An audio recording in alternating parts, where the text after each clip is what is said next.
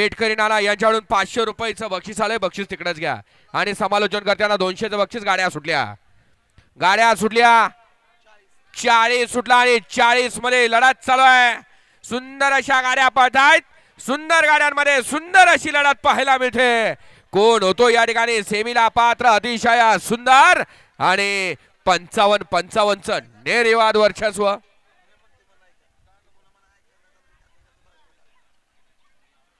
गट क्रमांक 40चा निकाल. गट क्रमांक 40चा निकाल आहे. तास क्रमांक 6 वरून धावलेली गाडी खंडवा प्रसन्न युवराज निगडे रेणावी ही गाडी सेमीला पात्र. विजया बैलगाडी मालकाचं चालकाचं हार्दिक अभिनंदन.